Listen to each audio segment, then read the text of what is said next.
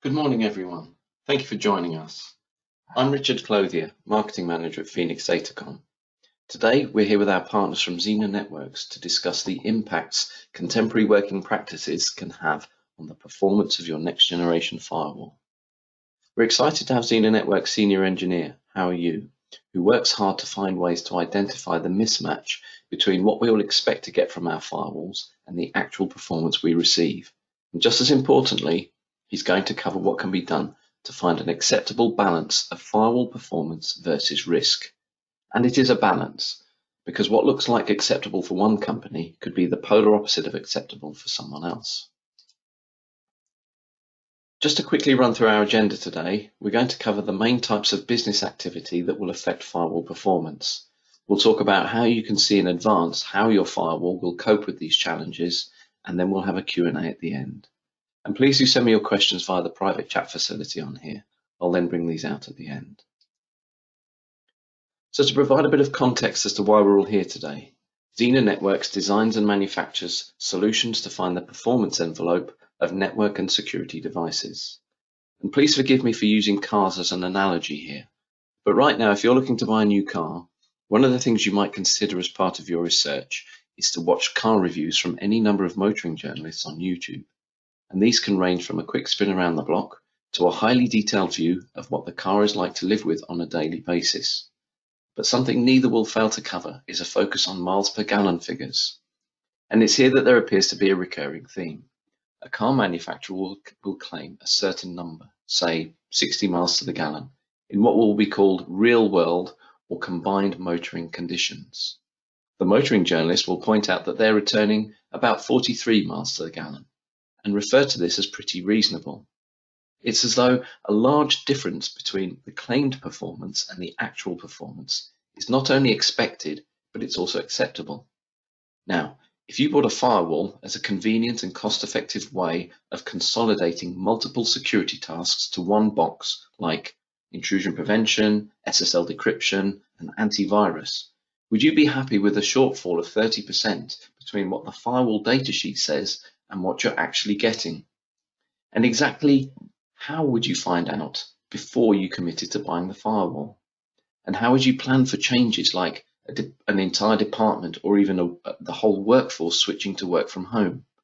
And if you're adopting a new application like a CRM system that's going to revolutionize productivity for your company, and then when deployed you find inspecting its traffic not only strains your firewall, but also impacts network performance, where do you go from there? So today, Hal from Xena is going to talk about these types of issues, as well as ongoing firewall optimization and maintenance, and how you can tackle these challenges. And so without any further ado, I'll hand over to Hal at Xena.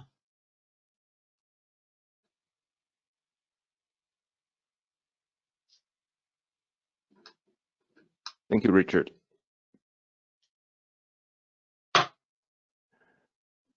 Good morning, everyone. My name is How Yu. I'm super excited to be here to talk about how enterprises can increase firewall effectiveness without impacting security and network performance. This is my agenda for today's webinar. First, I'll discuss why it is necessary to test the performance of firewalls. Following that, I'll present 4 topics. How does your firewall perform when more staff work from home? How does it perform when expecting new applications? How do you measure firewall software updates impact performance? How do you measure the cost of transitioning from physical to virtual firewalls? At the end, I'll give a short demo of how you can use Safire to do these sorts of firewall performance tests. Finally, there will be a Q&A after the demo. So first, let's see why it makes sense to test the performance of firewalls. The firewall is the primary device for securing enterprise networks. It has evolved from simple port filtering to today's advanced security solution that provides application control, antivirus, anti-spyware, IPS, proxy, URL filtering, SSL inspection, VPN, NAT, and so on. And the performance of firewalls has also increased dramatically. We know a lot of companies, system integrators, and MSSPs, managed security service providers, don't do a lot of firewall performance testing. mainly because it is a pretty complex text involving a lot of different variables. But we believe this is serious oversight. Performance testing a firewall in your environment with your traffic pattern for your specific use cases will help you to evaluate if that firewall is the right choice for your organization, whether its configuration delivers the performance your organization expects, and whether the firewall still performs after changes, such as firmware updates and policy configuration changes. If it don't do this, you end up having to rely on performance figures provided by a manufacturer in a data sheet and other performance on paper summaries. And these are, let's face it, probably a little optimistic, as Richard mentioned in his introduction. So what is the best way to test a firewall's performance? I've witnessed many mistakes when people try to performance test the firewalls. One of the common mistakes is that they configure a complex traffic profile, set the traffic load to the maximum, start the test, stare at the time series chart, and then have no idea what really happened or how to analyze. I'm sure you're all very familiar with such a chart where the y-axis is the metric you measure, typically throughput or goodput, and the x-axis is time. This chart is good for monitoring and for developers to debug, but for firewall users, there's not so much useful information, and it is extremely hard to analyze and compare. Instead, we should use performance versus load. The x-axis is the traffic load. We should gradually increase the load from 10% to 20% and so on. The y-axis is the metric we're interested in. If the metric is throughput or goodput, it should be the average. The advantages of using this method is that we can easily see the performance characteristics and bottleneck of the firewall, and it is very easy to compare different scenarios. We now know using the right method to performance test the firewalls can greatly increase the efficiency of analysis and planning.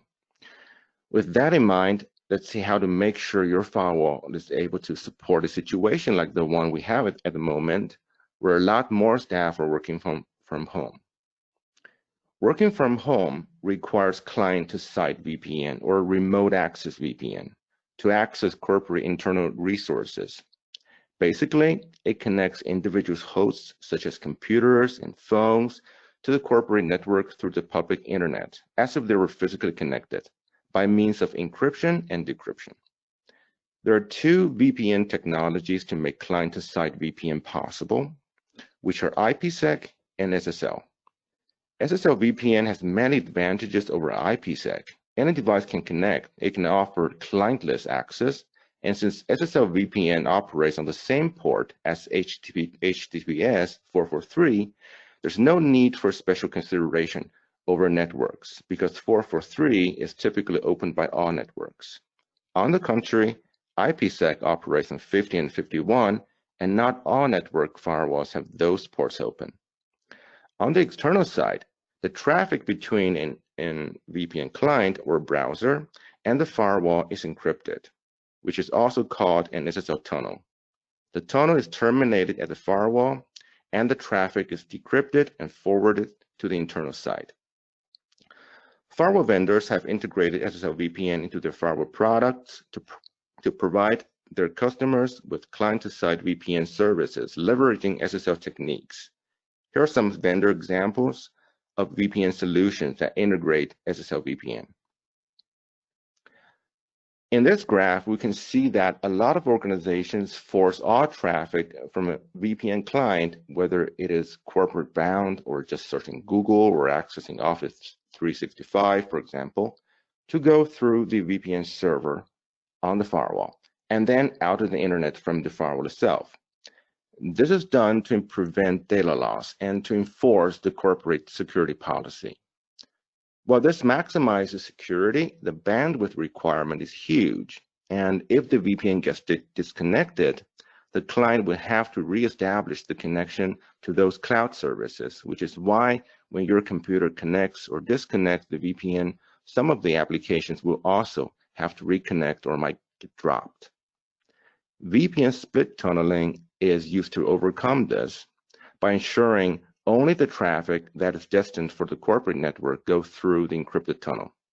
Anything else that is publicly available will go out through the non-VPN path. This saves bandwidth, and there will be no interruption to the cloud application.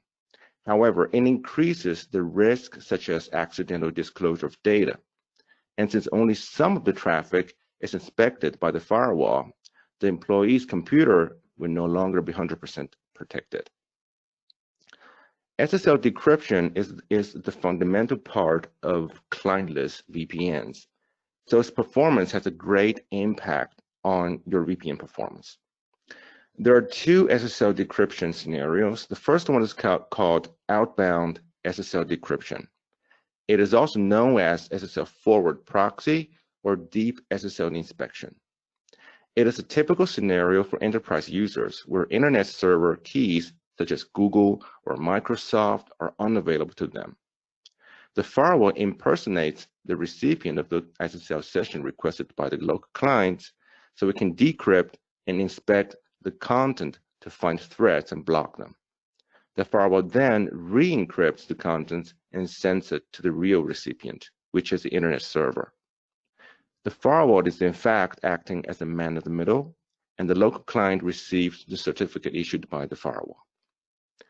This is why enterprise IT departments spend time pre-installing certificates on the corporate laptops so the browser doesn't pop up warning messages every time they try to check Facebook, for example. The other scenario is called inbound SSL decryption, which is also called SSL inbound inspection or protecting an SSL server. As the name indicates, this SSL decryption is used to protect internal servers. Usually, internal servers are placed in data centers. There, the firewall has access to the internal server's SSL certificates and keys. The engineers of the internal web servers need to import the SSL certs and keys to the firewall. So when an external user is trying to access the web server, the firewall will decrypt the SSL traffic on the fly by eavesdropping the SSL handshake, using the associated certificate and key pair configured in the decryption policy. In this scenario, the external user would not notice that the SSL session is being decrypted and scanned.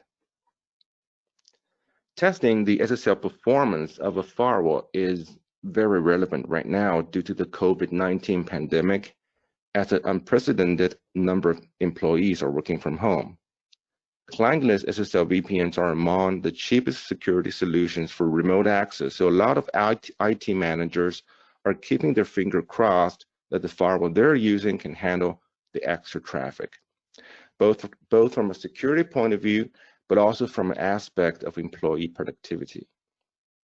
If the firewall is totally overloaded, that's to say it's reached its congestion point, then no one's going to get much work done. So here, it would be relevant to see if the firewall can now support, let's say, 1,000 different client IPs with 5 gig of traffic compared to the pre-pandemic normal, which might have been only 100 users and 5 megabits of traffic. So how do we go about that? First, you need to use the right traffic for different SSL decryption scenarios. When you're testing SSL outbound decryption, where the firewall is protecting clients, you should use an application mix that can represent the traffic pattern of your corporate network. But when you're testing SSL inbound decryption, where the firewall is protecting your internal web servers, you should use a mix of simple HTTPS and HTTP traffic. This is because when the firewall is protecting internal web servers, it doesn't see various application traffic, but only just one type.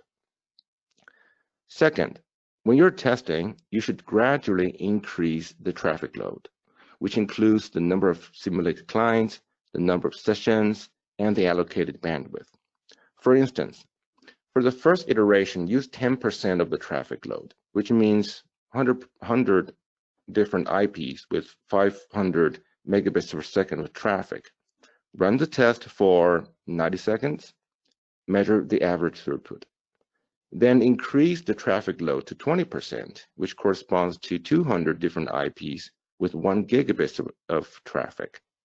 Run the test for another 90 seconds, measure the average throughput. Repeat it iteration by iteration until you reach 100%. To analyze the results, which is the most important part, use the performance versus load measurement. If the firewall can support the traffic profile, you will see a chart like this.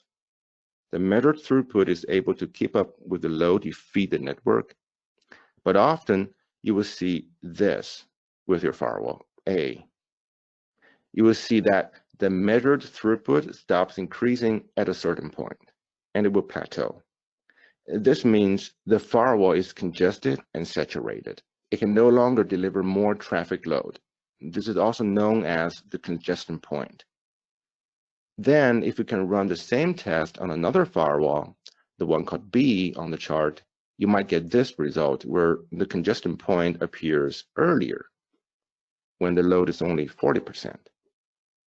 Then if you integrate the two charts, so you have the performance results for the same traffic on two different firewall configurations, it suddenly becomes very easy to see which one is best for your business. This is extremely difficult to do if you choose the performance versus time method. So now you know how to gain visibility into your firewall's SSL performance. Let's move on to see how your firewall performs when inspecting new applications.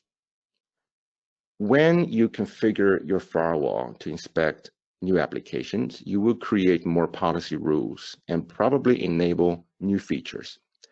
Firewalls today have many advanced security features related to content inspection, such as application control, data leak prevention, antivirus, anti-spyware, and so on. They all require the firewall to scan the traffic payload, not the layer 2 MAC address, not the layer 3 IP address, not the layer 4 port numbers, but the actual application layer's content payload. That requires the firewall to reassemble the payload to scan the content for threats. It could be, for example, an email attachment, a JavaScript, an HTML page, a PDF file, an XML file, a zip file, an image, or a raw binary file. Different firewall vendors use different internal architectures and techniques for content inspection. Basically, there are two main approaches. The first one is to use different inspection modules, one after the other. This means after scanning for viruses, it scans for email spam and then checks for sensitive data and so on. This pipelining architecture is simple to implement, but as the content needs to pass through different phases, the latency introduced by the firewall inspection is high, thus lower throughput. The more features you enable, the less throughput you get. Time complexity is big on n, where n is the number of phases. The other approach is to do all the inspection at the same time, just one-time scanning. This parallel architecture is relatively difficult to implement, but the advantage is that the content only needs to pass through one inspection phase. Time complexity is big O 1, and the latency introduced by the firewall inspection is low, thereby ensuring higher throughput. The number of security features enabled has little impact on the throughput in such an architecture. So how do you know the impact of enabling an extra feature on your firewall when you update its policy configuration? Let's use this method.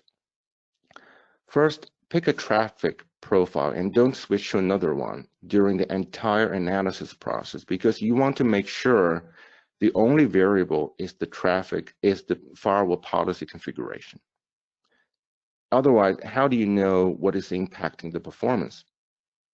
Then test the firewall performance with your current firewall policy set. Use the methodology I described previously, so you analyze on the basis of performance versus load instead of time. Make sure you back up your current firewall policy configuration so you can revert back to it again later, and then change the configuration and test it again using the same method. When it comes to analyze the results of these tests, you will probably end up looking at a chart that looks like this.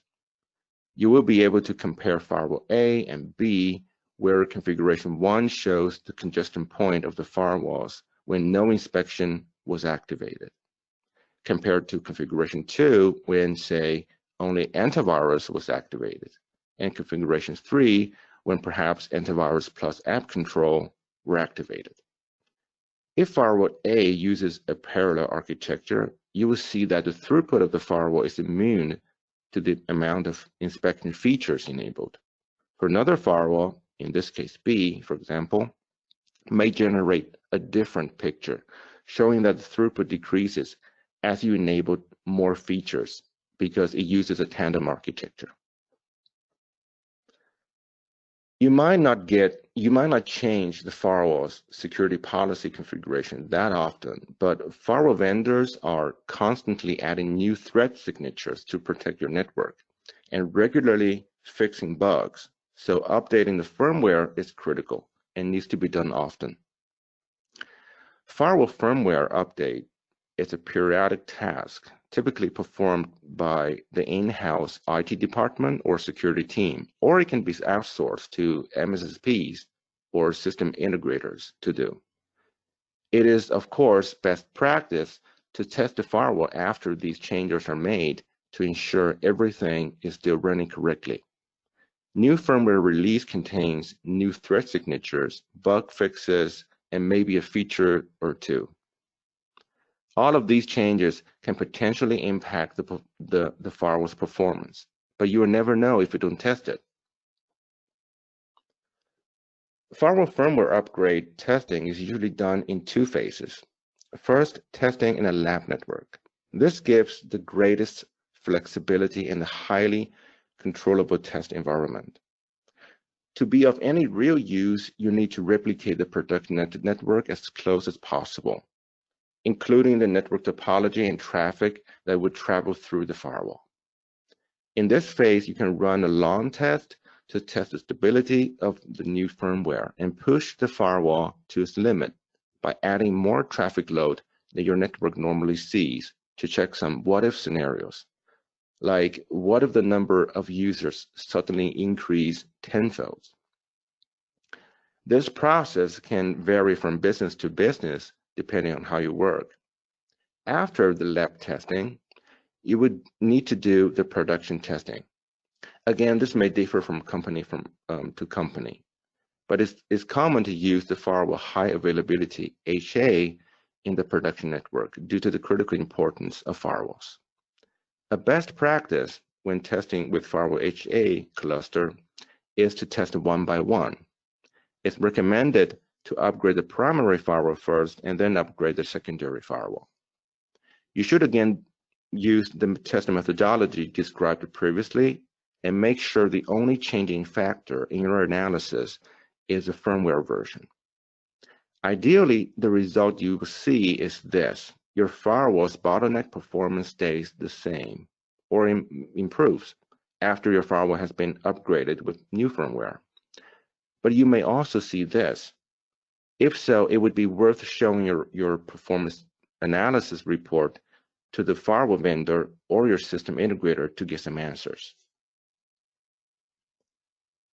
Lastly, let's look at a scenario where you might be transitioning from physical firewalls to virtual firewalls. Organizations of various sizes are choosing to use private clouds to keep their most sensitive and highly valuable data on premises, while hosting other services in public clouds. Major firewall vendors have developed firewalls to protect these hybrid public and private cloud infrastructures. Enterprise chooses virtual firewalls to achieve Azure service deployments and OPEX, CAPEX optimization.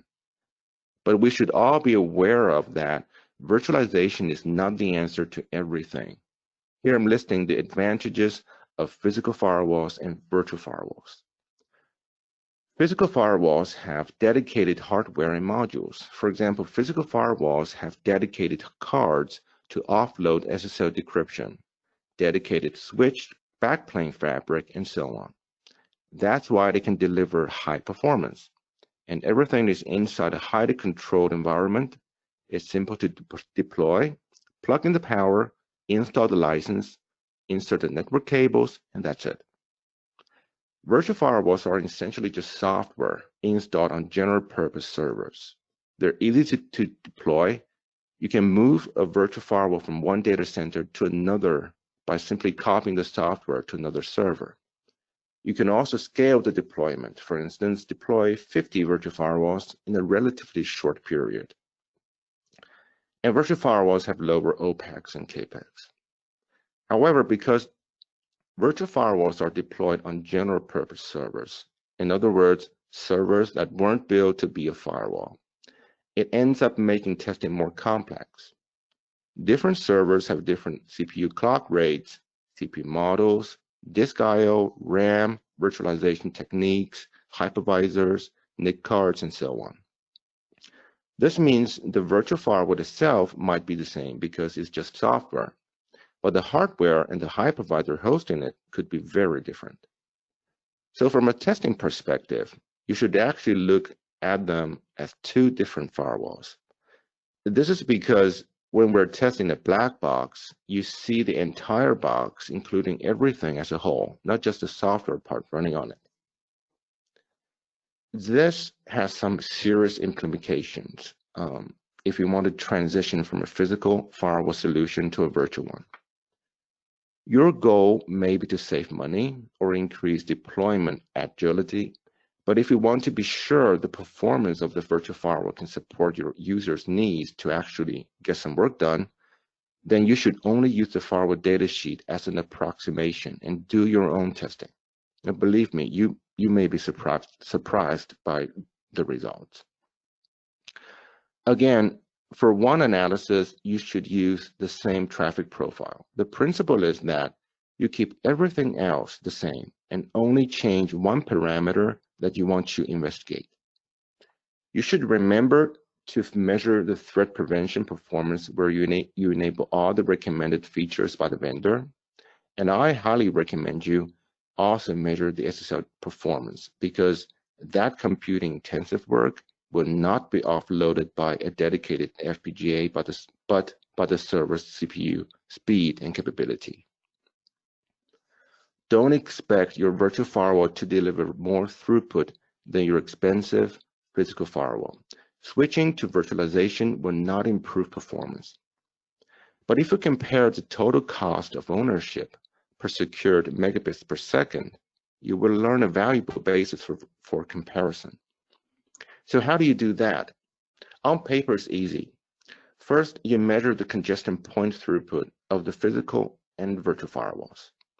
Then you can calculate how much each costs to operate per year, including the license fees and so on. This information should be available from your firewall resellers or system integrators.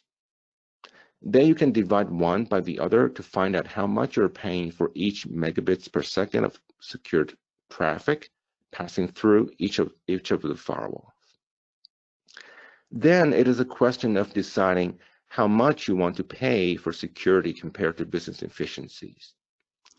That's never easy to say, but at least you have a valid facts-based set of data on which to take that discussion instead of having to rely on guesswork and some firewall vendors' best case scenarios datasheet performance figures.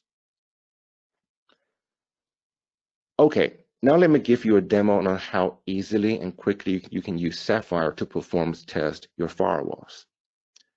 Safire is a new solution from Xena Networks for testing and analyzing firewall performance.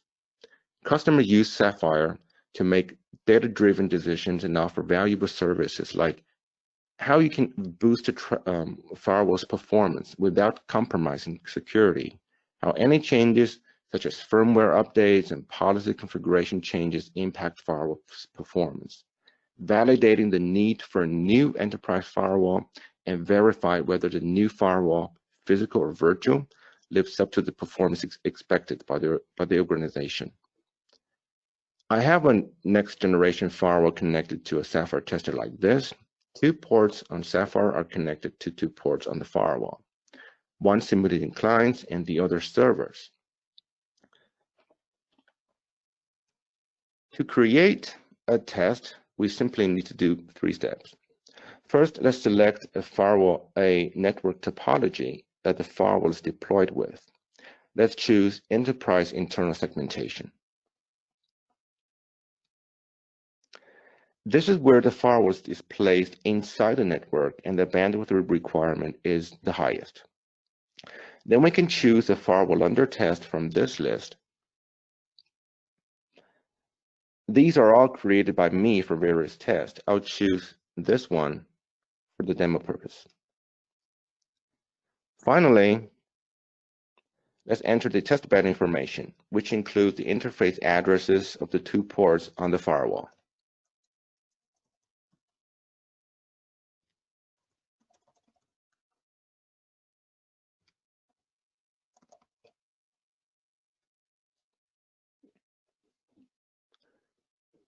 Okay, then we're directed into this page. This is where the test case configuration is saved and is ready to run the test. There are a bunch of things we can change if we want more than the default settings. First, we can simply select the traffic profile we want this test to run with.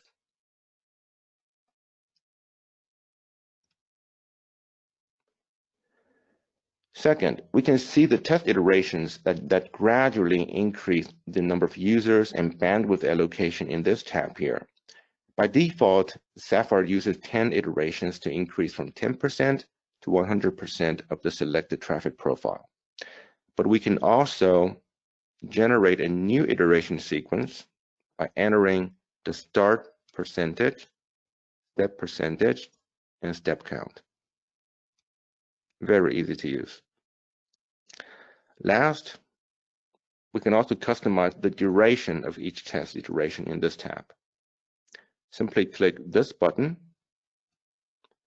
and Safire will execute the iterations one by one with different loads and show the measured results in the chart here. So on the right side, we can see 6 charts that Safire considers key performance indicators of a firewall. There's throughput and goodput on this chart, latency, concurrent sessions, number of malware passed by the firewall, error percentage, and firewall CPU and memory usage. Safire is integrated with a firewall communicator to query firewall's resource utilization while the test is running, so we can better correlate the load of the test traffic. All right, so these are the basics of how to use Safire to quickly create and run a test on a firewall. To save our time, I did some tests this morning so we can use them as examples to address the following questions. The first question is, what are the performance differences when enabling SSL decryption on a firewall? Here I have 2 tests.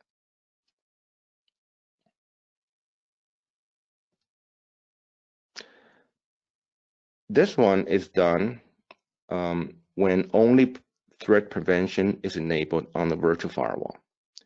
And this one is done when threat prevention plus SSL decryption are enabled. By using this comparison function of Safire, we can immediately see the performance penalty of enabling SSL decryption from about 2.3 gigabits per second to 500 megabits per second.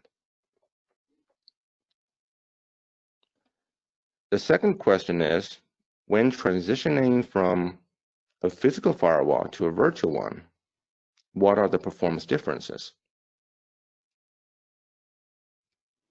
To compare the performance between a physical and a virtual firewall, I have these 2 tests.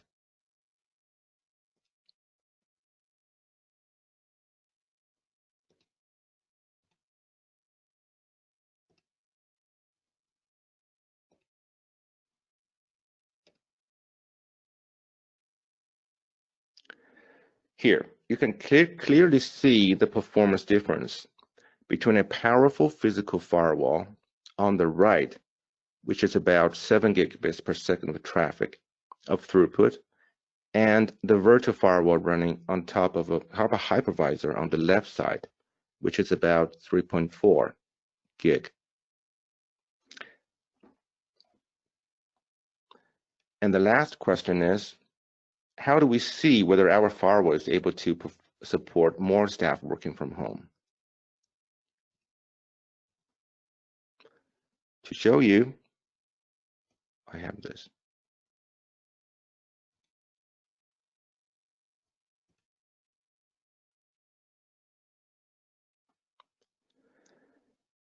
So finally, when we want to check whether a virtual firewall is able to support a specific number of users when SSL decryption is enabled, I have this test results report here.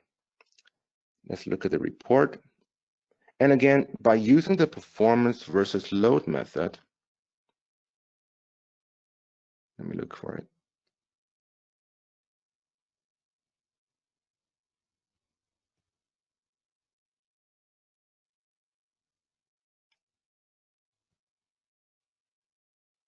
Here. Yeah, by using the performance versus load method, we can clearly see that by gradually increase the number of users we add into the whole system,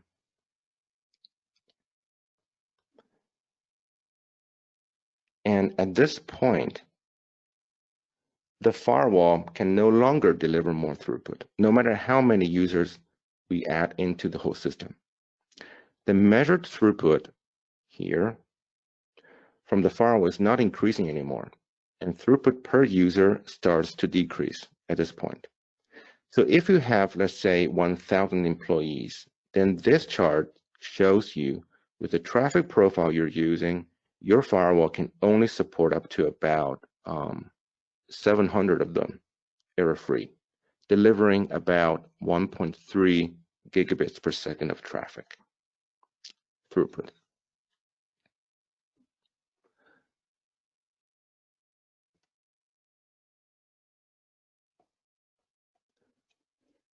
So, to summarize, testing the performance of firewalls is just as important as testing the functionality, because performance means productivity and work efficiency.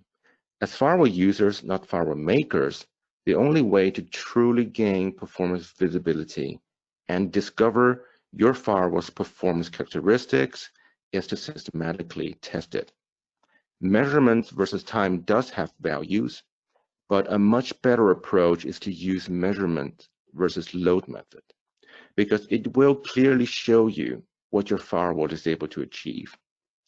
Different use cases require different test methodologies. When you're upgrading firmware or changing the policy configuration, make sure you don't introduce extra variables that can distort your analysis.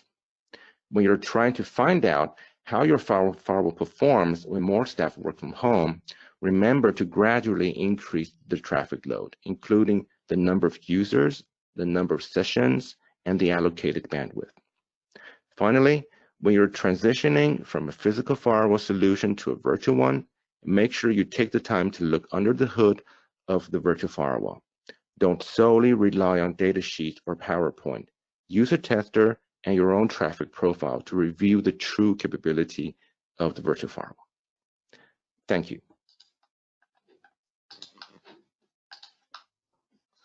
Thank you very much for that, Hal. That's a really good presentation. Thank you. And thank you to everyone who has sent questions as well via the chat facility. I have 4 questions here. Hal, if you wouldn't mind responding to these. So the first, can you hear me okay?